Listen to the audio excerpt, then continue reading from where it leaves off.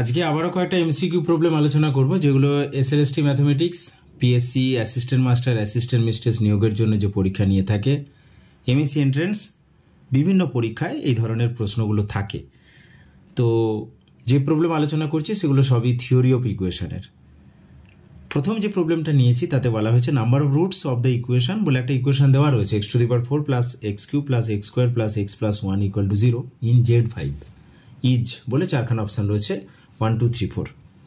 এখন আমরা Z5 মানে জানি যে রেসিডিউ ক্লাস 5, অর্থাৎ এই Z5 এর মধ্যে কারা কারা থাকবে না, অ্যাডিশন মডিউলো 5 অর্থাৎ হচ্ছে 0 1 2 3 4 এগুলো আমাদের থাকবে।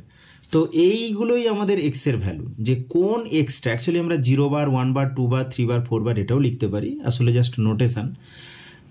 আমরা এই 0 1 2 3 4 এগুলো যদি বসিয়ে দেখি এক্সের জায়গাতে, তো আমরা দেখতে পাবো যে শুধুমাত্র 1, এই 1টা যদি বসাই 1 to the power 4 1, 1 to the power 3 1, 1 square 1 1, এক্সের জায়গায় 1 প্লাস 1, অর্থাৎ টোটাল 5 মিনস রেসিডিউ ক্লাস, যেহেতু আমাদের Z5 এর কথা বলা আছে, তো 5কে 5 দিয়ে ডিভাইড করলে রেসিডিউ যেটা থাকে সেটা হচ্ছে 0। তো অবভিয়াসলি এই x=1 বার বা 1 যাই বলি না কেন, সেটাই শুধুমাত্র স্যাটিসফাই করছে ওই ইকুয়েশনটাকে। তাহলে ওই ইকুয়েশনের Z5-এ শুধুমাত্র একটাই সলিউশন পাবো। তো সেখান থেকে আমরা বলতে পারি যে অপশান এ হয়ে যাচ্ছে আমাদের সম্ভাব্য কারেক্ট অ্যান্সার। নেক্সট আরও একটি প্রবলেম নিয়েছি, যেখানে বলা হচ্ছে the roots of the equation. একটা ইকুয়েশন দেওয়া রয়েছে, হোয়ার এ বি সি এগুলো সব রিয়েল নাম্বার বলা হয়েছে। চারখানা অপশান রয়েছে, always imaginary, always real, always positive, always negative. তো এখানে আমরা যদি একটু ক্যালকুলেট করি, এই অংশটাকে যদি ভেঙে নেই তাহলে কি হবে, এখান থেকে একটা x², এখান থেকে একটা x², এখান থেকে একটা x² পাবো, অর্থাৎ 3x²।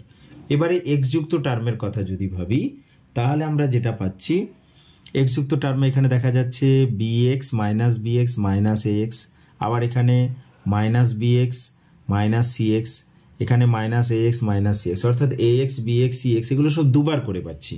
তো -2 যদি কমন নিয়ে নিই তাহলে a plus B plus C into X. এরপর কনস্ট্যান্ট টার্ম, এখানে দেখো কনস্ট্যান্ট টার্ম এ বি, এখানে বিসি, এখানে এসি, তাহলে আমাদের পেয়ে যাব A B plus BC plus AC. Okay, এখন তাহলে আলটিমেটলি আমাদের এটা একটা কোয়াড্রেটিক ইকুয়েশন।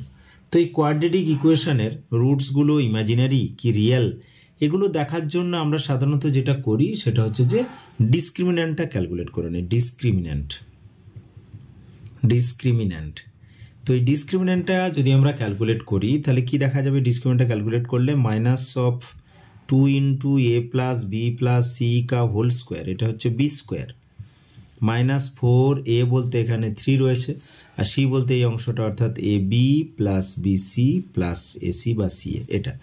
তো এটা একটু ক্যালকুলেট করবো আমরা।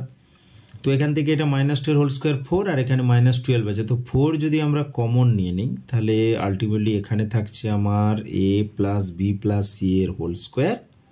আচ্ছা, এখানে 4 চলে এসেছে, তাহলে -3 into A B plus BC plus AC, এটা পাচ্ছি। ওকে, আচ্ছা আর একটু ক্যালকুলেট করে নিচ্ছি। তো 4টা বাইরে আমার যেমন ছিল তেমন থাকলো, এটা A plus B plus C এর whole square, A square plus B square plus C square plus 2ab plus 2bc plus 2ac, ঠিক আছে। আর এখানে মাইনাস, এটা ব্র্যাকেটটা যদি আমরা ওপেন করে দিই, -3ab minus 3bc minus 3ca।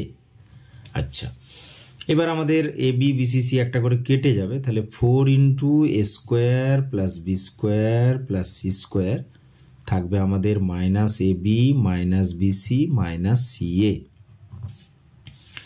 এখন এই 4-এর মধ্যে আমি 2 একটা বাইরে রাখলাম, এবং বাদ বাকি যে অংশটা আছে, অর্থাৎ একটা 2কে যদি মাল্টিপ্লাই করে দেই তাহলে 2a square plus 2b square plus 2c square minus 2ab minus 2bc minus 2ca, এটা পাচ্ছি। আচ্ছা আরেকটু সরল করে নাও, তাহলে 2 ইন্টু এই অংশটা পুরোটা ভাঙলে যেটা পাওয়া যায়, এ মাইনাস বি কা whole square B minus C এর whole square plus C minus এর হোল স্কোয়ার। এখন এই কোশ্চেনে যেটা বলা উচিত ছিল আমার মনে হয়, যে এবিসি আর রিয়েল নাম্বার ঠিকই, তার সাথে বলা উচিত ছিল যে দে আর নট ইকুয়াল, অর্থাৎ A not equal to B not equal to C. তো যদি নট ইকুয়াল হয়, এটা স্কোয়ার আছে, এটা অলওয়েজ গ্রেটার দেন 0 আসবে, আর ইকুয়ালিটি যদি থাকে বা ইকুয়ালিটি যদি হোল্ড করে তাহলে আমাদের ইকুয়াল টু জিরোটা আসবে, অর্থাৎ greater or equal to zero. তো greater or equal to zero হওয়া মানে আমাদের ডিসক্রিমিন্যান্ট যেহেতু greater or equal to zero হচ্ছে, তাহলে রুটসগুলো অবশ্যই আমাদের রিয়েল হবে, এটাই আমরা বলতে পারি। তো আমাদের এখানে যে অপশান রয়েছে অপশান বি আমরা সম্ভাব্য কারেক্ট অ্যান্সার হিসাবে নিয়ে নিচ্ছি, যে অলওয়েজ রিয়েল, অর্থাৎ দ্য রুটস আর অলওয়েজ রিয়েল।